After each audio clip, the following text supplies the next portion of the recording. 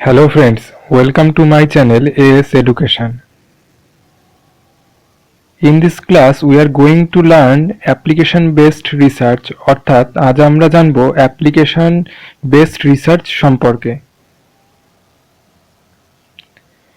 প্রথমেই আমরা দেখে নিই অ্যাপ্লিকেশন বেসড রিসার্চ কত রকমের হয়ে থাকে। মূলত অ্যাপ্লিকেশন বেসড রিসার্চকে আমরা তিন ধরনের ভাগে ভাগ করে থাকি। প্রথমেই আসে বেসিক রিসার্চ, যাকে আমরা পিওর রিসার্চ বা ফান্ডামেন্টাল রিসার্চও বলে থাকি।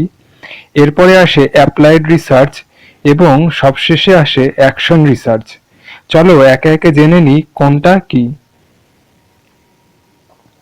প্রথমে আমরা জেনে নেব বেসিক রিসার্চ বা ফান্ডামেন্টাল রিসার্চ কাকে বলা হয়। This type of research is to collecting and analysis data or information to develop or enhance a new theory. অর্থাৎ বেসিক রিসার্চ হলো এমন এক প্রকৃতির রিসার্চ যা কিনা বিশেষ কিছু তথ্য সংগ্রহ এবং সেই তথ্যের অ্যানালাইসিস অর্থাৎ বিশ্লেষণের মাধ্যমে নতুন কোনো কিছু ডেভেলপ করা অর্থাৎ কোনো থিওরি তৈরি করা বা কোনো থিওরির প্রসার ঘটানোর কাজে ব্যবহার করা হয়ে থাকে।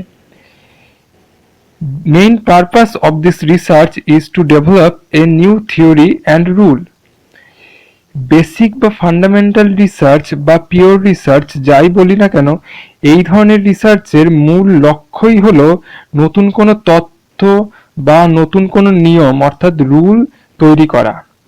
The theory or rule and idea generated from this type of research may not be immediately utilized, although have a great impact on progress of modern times. অর্থাৎ বলা হচ্ছে যে এই ধরনের রিসার্চে আমরা যে তত্ত্ব বা রুলগুলো আমরা পেয়ে থাকি সেগুলো সরাসরি আমাদের এই মুহূর্তে কাজে নাও লাগতে পারে, কিন্তু এই ধরনের তত্ত্ব বা রুল যেগুলো আমরা তৈরি করছি বা আমরা খুঁজে পাচ্ছি রিসার্চের মাধ্যমে, সেগুলো ভবিষ্যতে আমাদের এক গুরুত্বপূর্ণ কাজে ব্যবহৃত হতে পারে।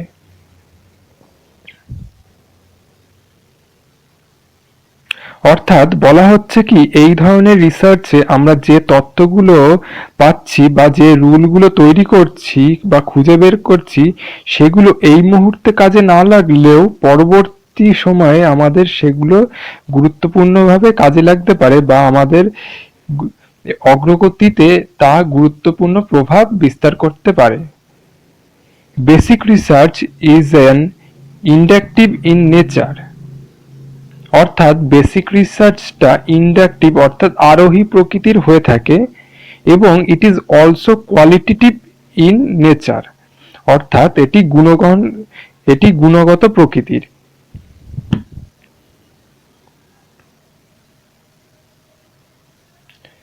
এরপরে আমরা দেখে নিই অ্যাপ্লাইড রিসার্চ কি। This type of research is to conduct to solve a specific practical problem. অর্থাৎ কোনো একটি বিশেষ প্র্যাকটিক্যাল অর্থাৎ বাস্তবিক সমস্যাকে সমাধানের জন্য যে রিসার্চ করে থাকি বা যে রিসার্চ করা হয়ে থাকে তাকেই আমরা অ্যাপ্লাইড রিসার্চ বলবো। It is a goal oriented to solve the problem and improve the condition.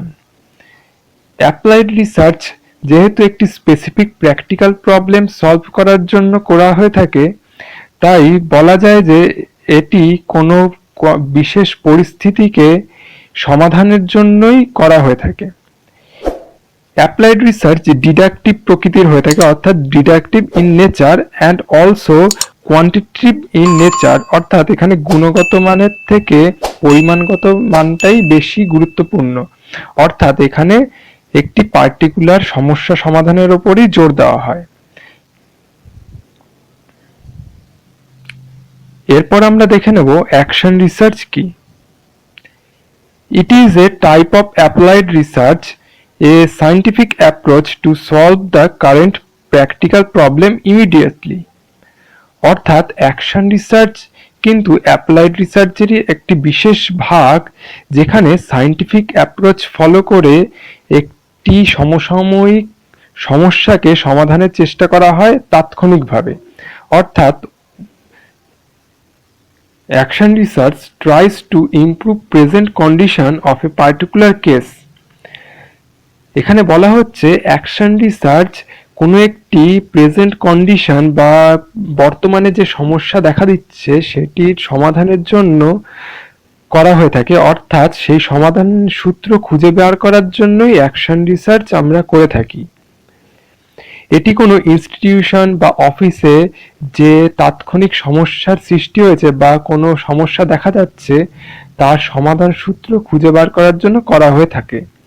The research result apply only the particular situation for that the research done and may not applicable generally.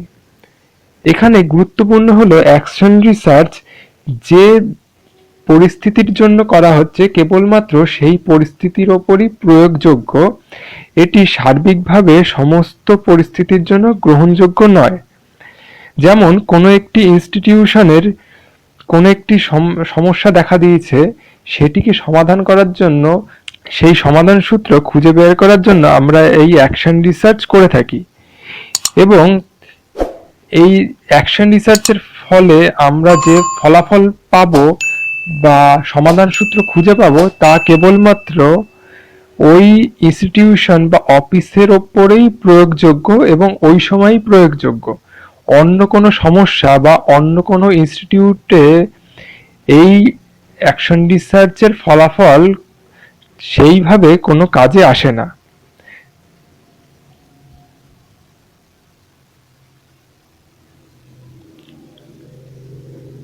আজ আমরা এই পর্যন্তই জানলাম। পরবর্তী ভিডিওতে রিসার্চের বাকি ভাগগুলো সম্পর্কে আমরা বিস্তারিত জানব।